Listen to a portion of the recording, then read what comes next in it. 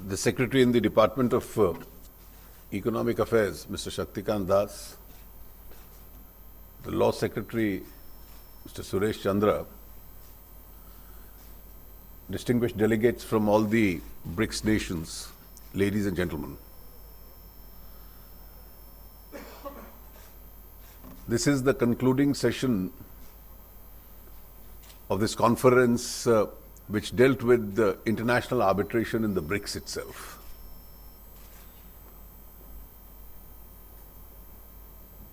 A decade and a half ago, for the first time, this whole idea of a possible BRICS emerging as an economic power hub and perhaps overtaking the developed world by the middle of this century was first brought up by Goldman Sachs. South Africa was a later addition to the first four nations that they mentioned. Since then, there has been a lot of upheaval in the world. And obviously, these periods have also been extremely challenging as far as the world is concerned, and the challenges don't end now. They continue to be on. There's an economic challenge which is clearly visible. Ever since the 2008 crisis, except for a brief period, the global economy itself has been facing a severe challenge.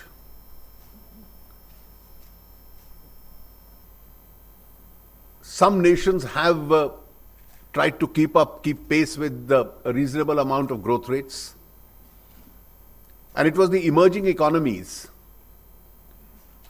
predominantly the 5 BRICS nations, which had shouldered a very large part of the global growth. After all, BRICS, the only 5 countries, is 1/2 of the world population, a very large part of the global resource, very large part of the global GDP, and led by a phenomenal growth, particularly in China and the other BRICS countries.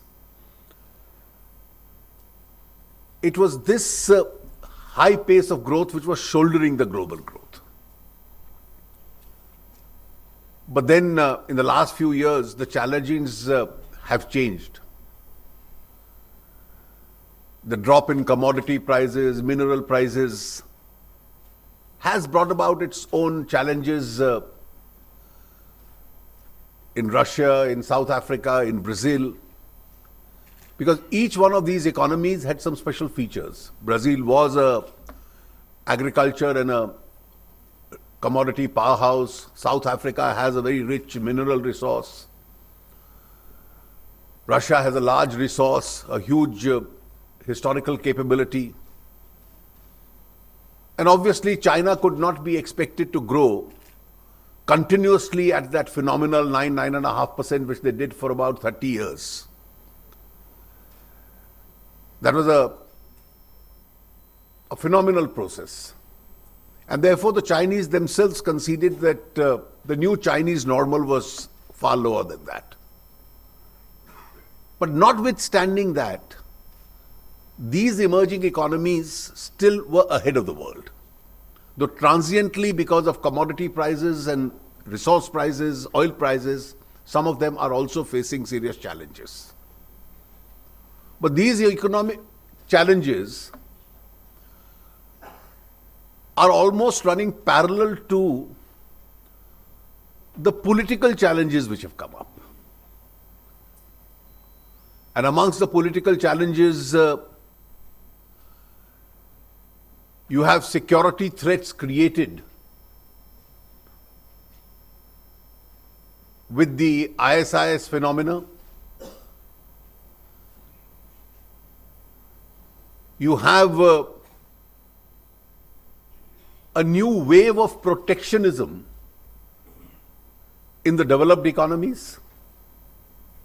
Mr. Shaktikant Das referred to the two obvious examples. The Brexit was born out of that.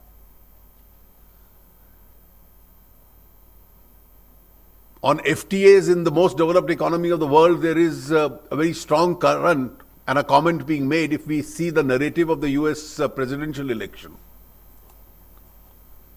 Now, how far these will remain only as election issues and not translate subsequently into governance issues is yet to be seen. And that's the world we are really working in. And therefore, in this world where trade is shrinking, there is a great onerous responsibility on the emerging economies because our growth rates are much faster than the rest of the world to increase our own volumes of trade.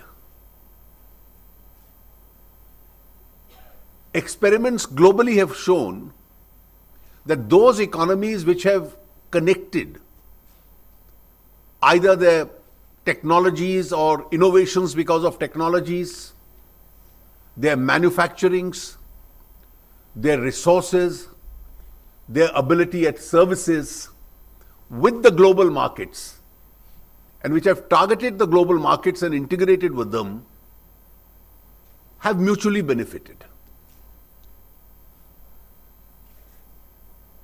And there are these experiences of the past which are really seen ahead of us. And therefore, it's extremely important that what was predicted a decade and a half ago, if this has to come true, a larger economic cooperation of the BRICS nations, inter se them, in terms of trade, both in goods and services, will certainly have to increase.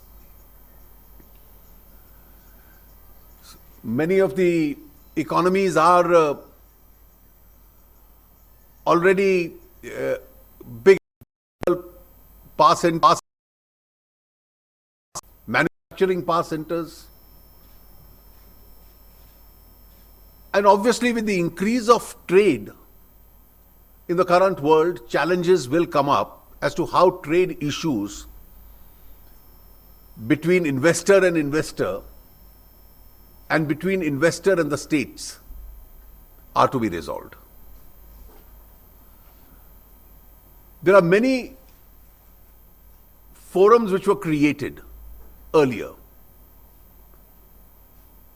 And some of these forums have raised legitimate questions, some of which I am told have been referred to since the morning itself.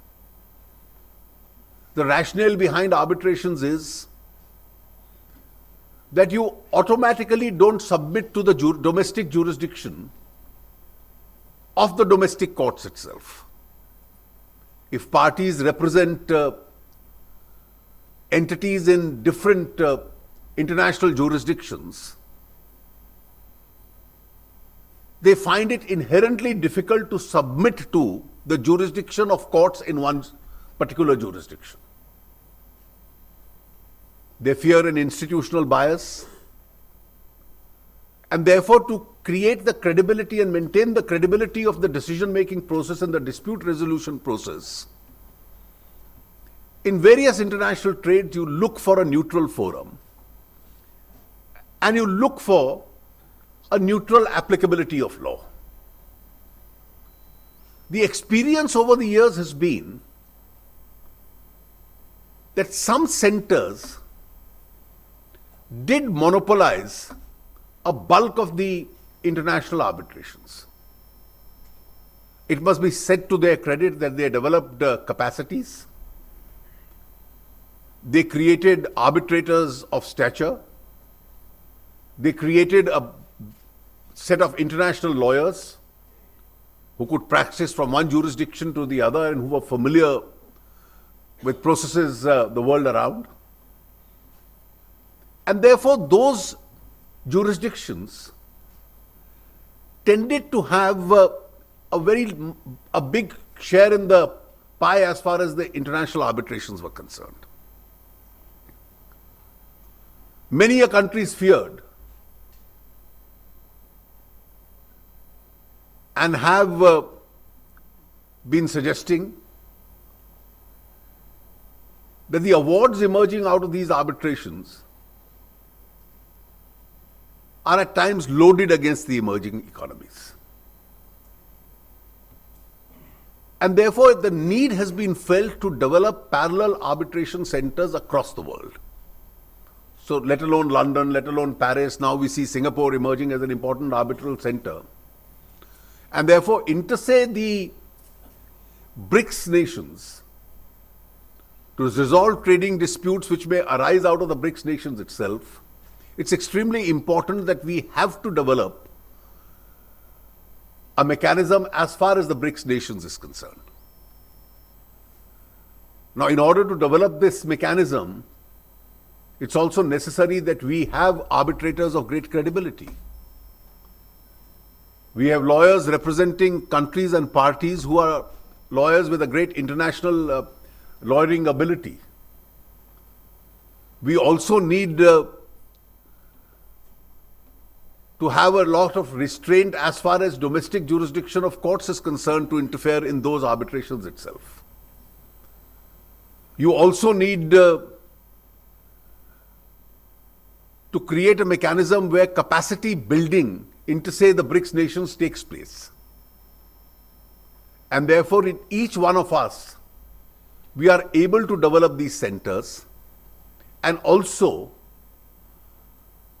to make possible the enforcement of those awards absolutely in a reasonable and simple manner. And the enforcement of those awards then has to be free from otherwise excessive intervention of domestic courts itself. Now, as the Law Secretary just mentioned, we have the UNCITRAL model law, which is common to most BRICS nations. And therefore, what is the need today, the crying need today is that over the next few months we'll have to interact more frequently. I would even go to the extent of suggesting that we have a task force of officials and experts as far as the BRICS nations are concerned, a task force which can discuss this issue at length and then set up an appropriate mechanism where we can have arbitral centers as far as the BRICS nations are concerned. And hopefully, if we are able to evolve and develop that capacity, eventually those centers will also become centers of great international acceptability, even with regard to the non-BRICS nations, as far as arbitral abilities are concerned. I think it is one fact that we raise questions about which way the arbitrations in most of these important centers are going, but it's quite another that we create more centers, we create greater ability, and we'll always keep this factor in mind that while we deal with free trade also means fair trade. Free trade only prospers when there is fair trade. And an essential aspect of that fair trade would be that the dispute resolution mechanism and its enforceability will have to be absolutely fair, detached from local commitments, and something which will enhance the cause of the agreements which have been entered into say, the countries. I'm sure as the world slowly emerges out of the current economic crisis, and I'm sure the world has the resilience to do that, trade which has shrunk will come back in a bigger way. Growth will return to the world, and certainly faster growth will return to the emerging economies, and therefore our interstate trade and trade-related issues will necessarily involve the dispute resolution mechanism, which we need to now perfect And that's an important aspect. We must prepare ourselves for that. And I'm sure today's conference itself would be an important step in that direction. Finally, my best wishes to all of you, and I'm extremely grateful to all our international delegates who have traveled from various parts of the world to participate in this conference. Thank you.